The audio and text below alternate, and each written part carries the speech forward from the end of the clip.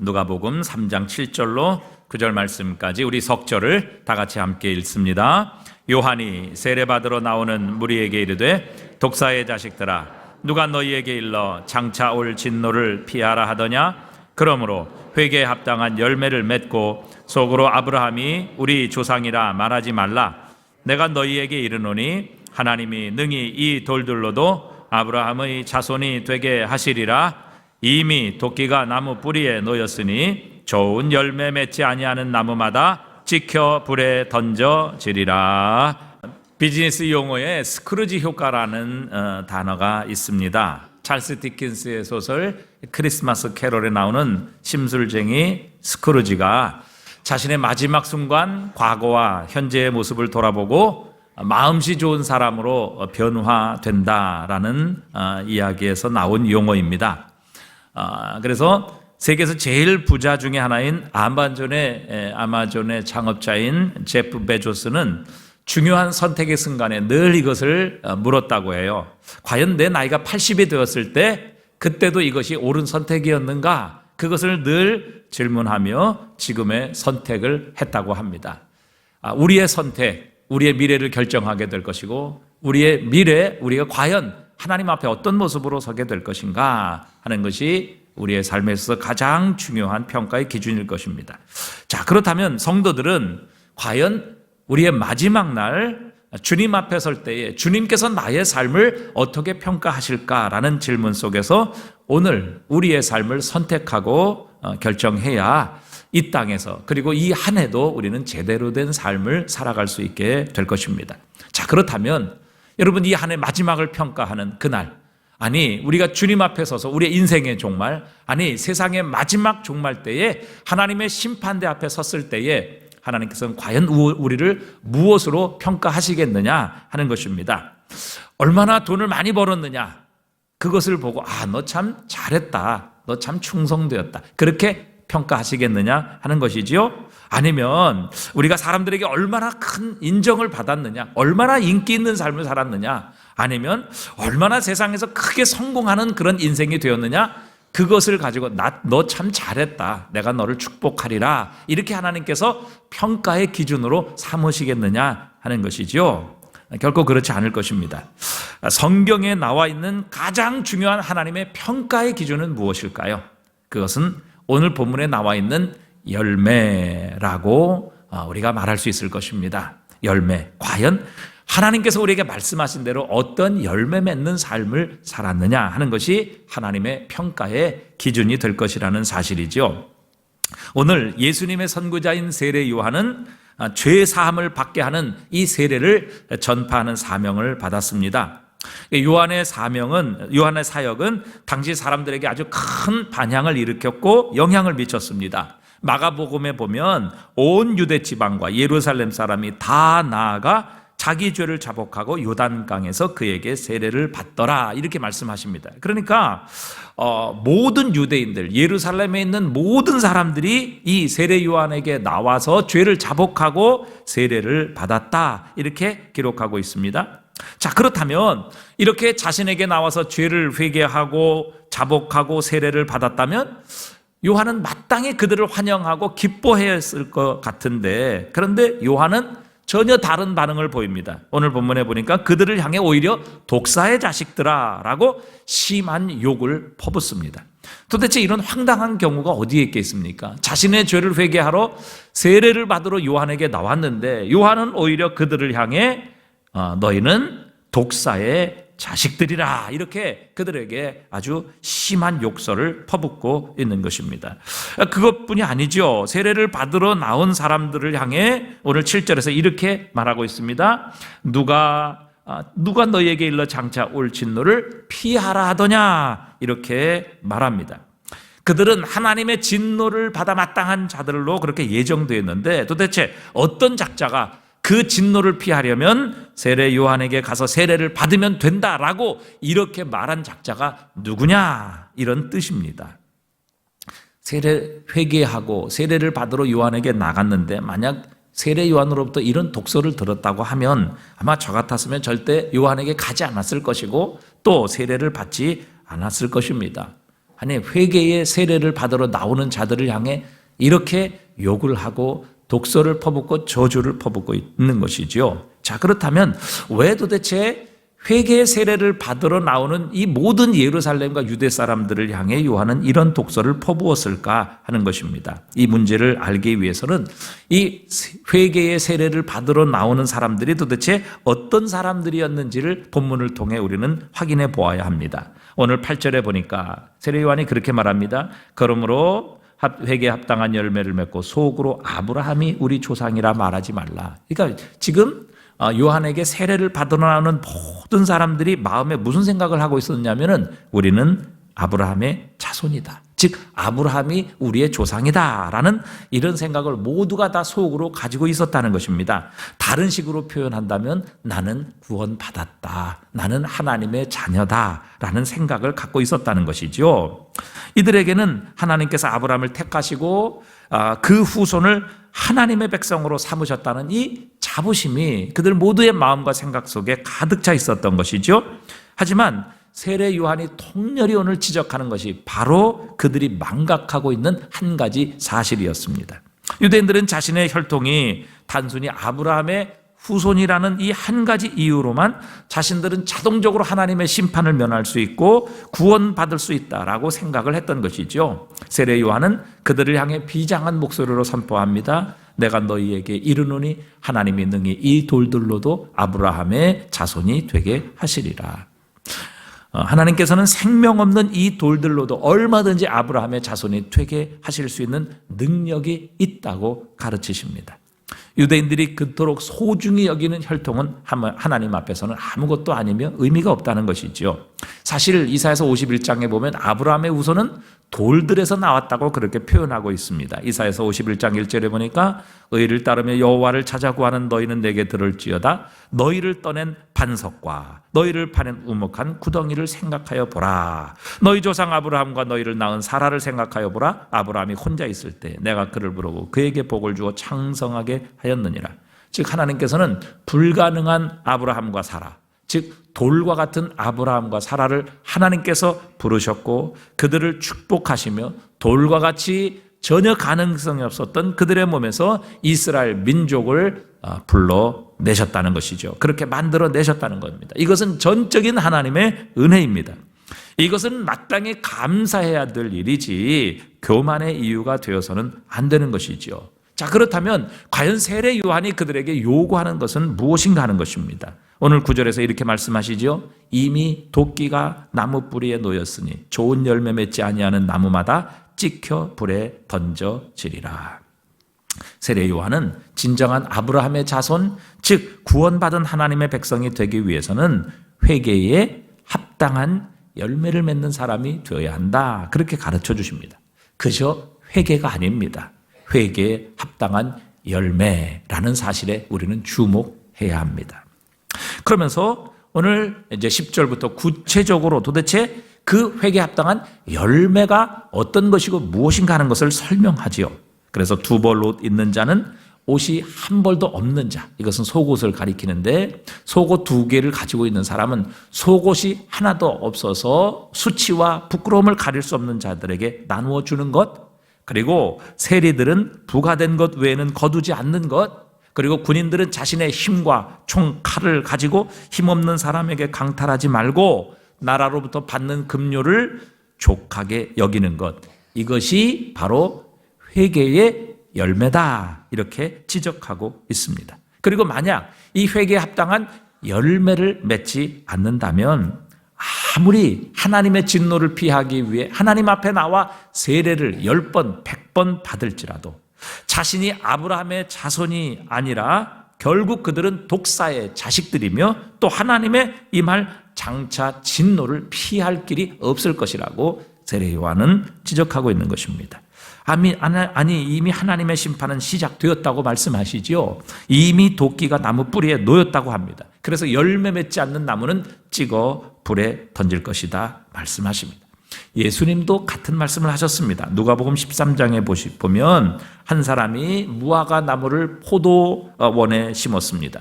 무화과 나무는 어디서든지 잘 자라는 나무입니다. 그런데 특별히 거름과 비옥한 땅에서 자라는 포도를 심는 그 포도원에 무화과 나무를 심었다는 것은 굉장히 큰 무화과 나무에게는 혜택이고 축복이지요. 그런데 날마다 해마다 열매를 맺어야 할 무화과 나무가 열매를 맺지 못합니다. 그리고 3년 동안 열매를 기다렸는데도 맺지 못한 채 그 포도원의 기름진 땅의 양분만을 고갈시키는 것이었습니다. 포도원 주인이 3년 동안 지켜보았다는 것은 이미 몇 번이나 기회를 주었다는 것이죠. 포도원 주인은 당장이라도 무화과 나무를 찍어버리고 싶었는데 그 포도원 지기가 한 번 더 기회를 달라고 그 주인에게 요청을 합니다. 그런 무화과 나무가 열매를 맺을 수 있도록 두루 파고 거름을 더 주겠노라고. 그래도 열매를 맺지 아니하면 그때 가서 찍어버리라고 주인에게 간청합니다. 여기서 포도원 지기가 예수님으로 해석된다면 우리 열매 맺지 못하는 무화과 나무 같은 삶을 살아가는 우리들을 위해 그래도 하나님께서 지금도 하나님께서 우리에게 기회를 주시는 것은 우리의 중보자이신 예수 그리스도 덕분이라는 것을 우리는 알 수 있습니다. 자, 이렇게 열매 맺지 아니하는 무화과 나무를 그 주인은, 농부는 찍어버리라. 그리고 그것을 기다릴 수 있도록 기회를 지금 얻고 있는 것임을 예수님께서 말씀하십니다. 그러니까 열매를 맺지 않으면 하나님께서 그 나무를 찍어버리리라. 그 혜택을 받고 있고 충분한 양분을 공급받고 있는 포도원에 있는 무화과 나무를 찍어버릴 것이다. 그렇게 경고하고 계시지요. 자, 그 실제적인 예가 누가복음 19장, 16장에 보면 우리가 잘 아는 거지 나사로와 부자의 비유의 이야기가 나옵니다. 이 부자는 유대인이었습니다. 그가 죽은 후에 아브라함에게 아버지 아브라함이여 이렇게 부르고 있는 것을 보면 그는 유대인이고 아브라함의 후손입니다. 또 아브라함은 이 부자를 향해 얘야, 영어 성경에 보면 아들아 이렇게 나와 있습니다. 이렇게 이 아브라함과 부자의 대화를 들어보면 그는 자신이 아브라함의 자손임을 분명히 알고 있었고 그것 때문에 자신의 구원은 보장받았다라고 생각을 하고 있었던 것 같습니다. 그런데 놀라운 사실은 이 부자, 스스로 아브라함의 자손이라고 생각했던 이 부자는 죽어서 지옥에 갔습니다. 왜입니까?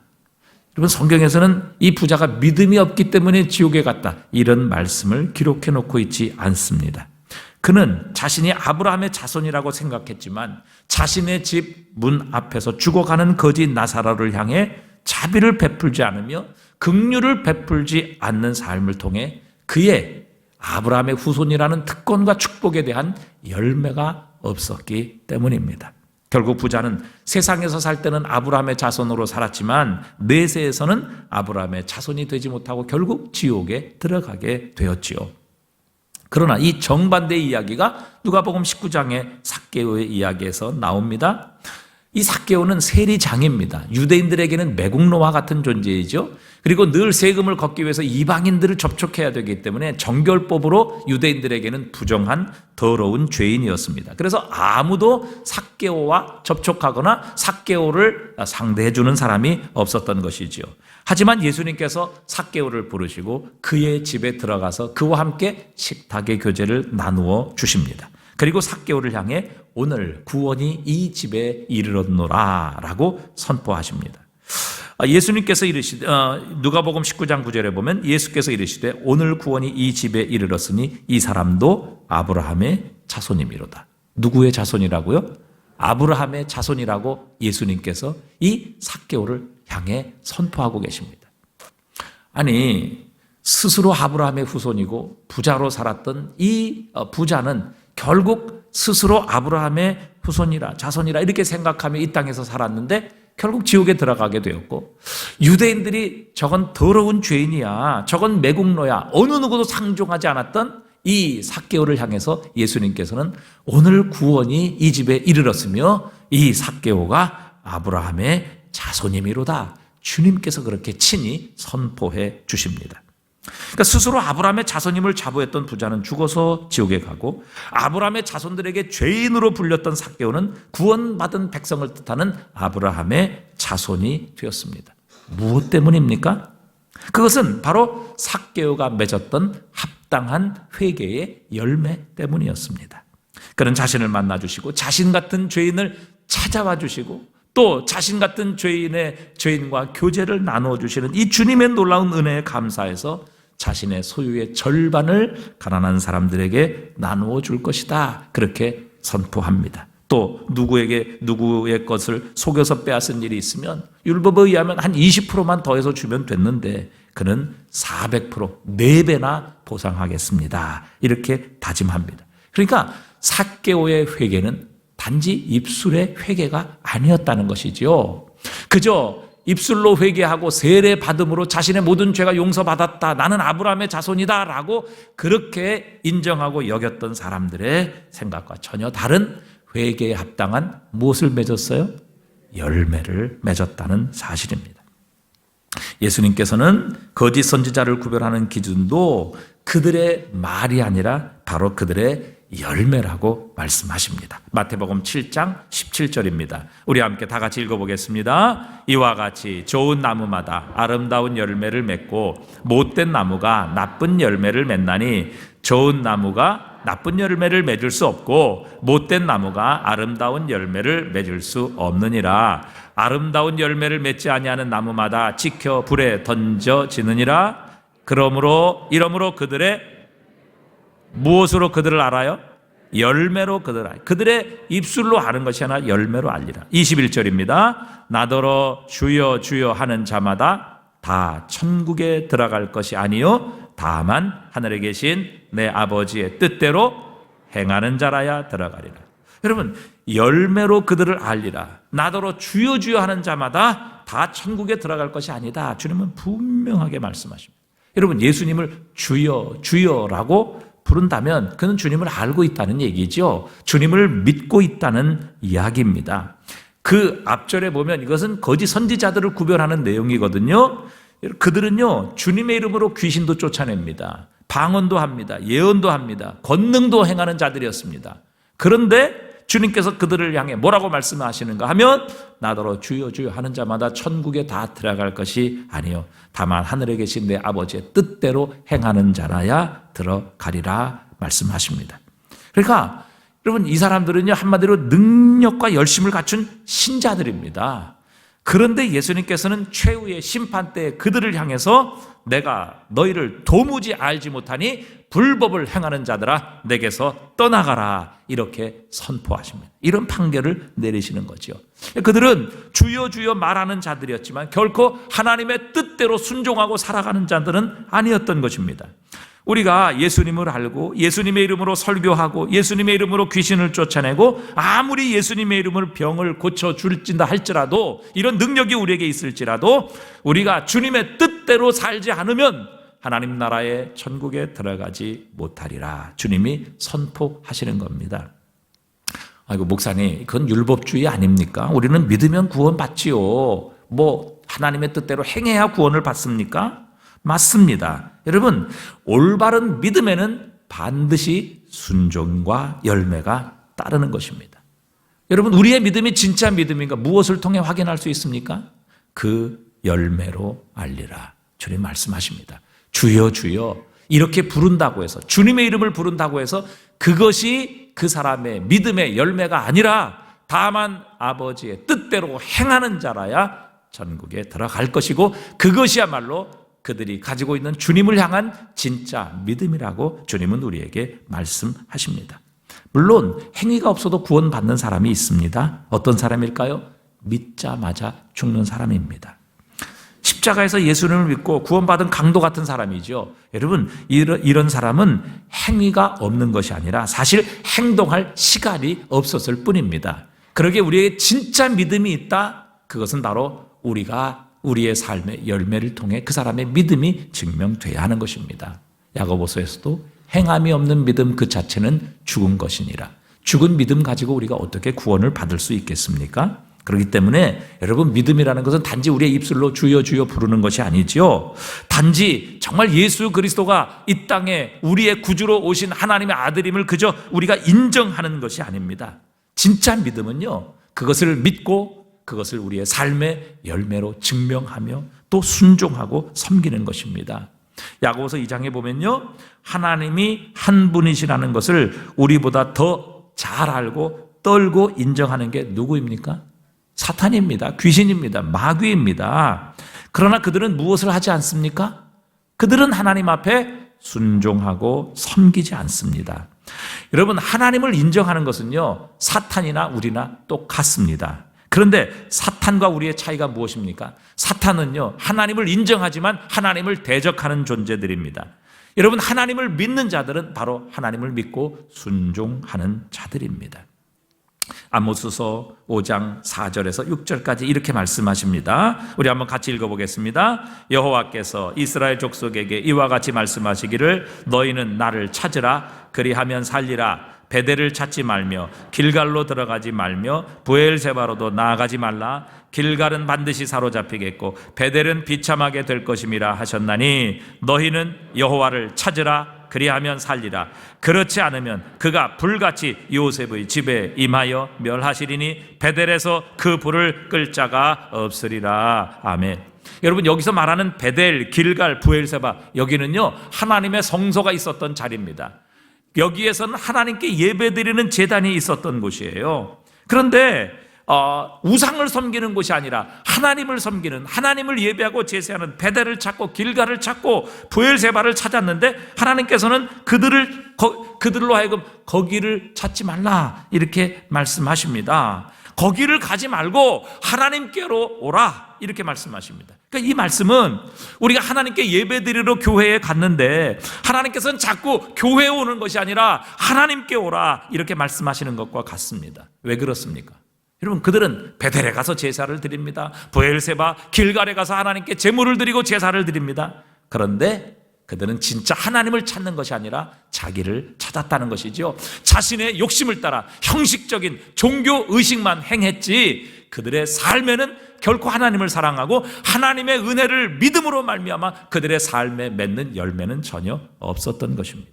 그들에게 정말 필요한 것이 무엇입니까? 길갈로 가고 베델로 가고 예배당에 나오는 것이 아니라 진짜 우리의 삶에서 하나님의 뜻을 순종하는 것이 필요하다. 하나님을 찾으라. 길갈로, 베델로, 브엘세바로 가서 형식적인 종교 생활로 만족할 것이 아니라 살아계신 하나님을 찾으라. 그 하나님을 만나라. 그 하나님의 뜻대로 순종하라. 그것이 진정한 예배이고 그것이 진짜 하나님을 찾는 사람들의 모습이라고 말씀하십니다. 그래서 아모스 5장 21절에서 계속 말씀하십니다. 또 우리 한번 같이 읽어봅니다. 내가 너희 절기들을 미워하며 멸시하며 너희 성회들을 기뻐하지 아니하나니 너희가 내게 번제나 소제를 드릴지라도 내가 받지 아니할 것이요 너희의 살진 희생의 화목제도 내가 돌아보지 아니하리라. 내 노랫소리를 내 앞에서 그칠지어다. 내 비파 소리도 내게 듣지 아니하리라. 오직 정의를 물같이 공의를 마르지 않는 강같이 흐르게 할지어다. 여러분, 여기서 지금 그들은 하나님께 절기를 지킵니다. 성회를 지킵니다. 여러분, 절기마다 성회마다 예배드리고 제사드립니다. 하나님께 화목제 드립니다. 희생의 제물을 드립니다. 하나님 앞에 노래합니다. 또 비파 소리를 냅니다. 이게 뭡니까? 악기를 가지고 하나님을 찬양하는 겁니다. 그런데 하나님께서 뭐라고 말씀하십니다? 뭐라고 말씀하십니까? 야, 내가 너 그거 기뻐하지 않아. 내 소리 내가 듣지도 아니할 거야. 오직 정의를 물같이 공의를 마르지 않는 강같이 흐르게 할지니라.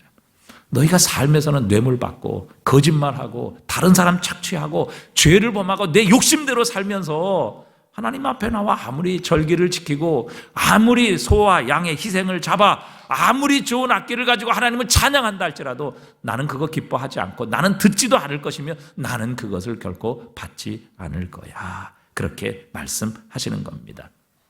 우리의 믿음 생활이, 우리의 믿음이 단지 종교 생활에 그쳐서는 안 된다는 것이지요.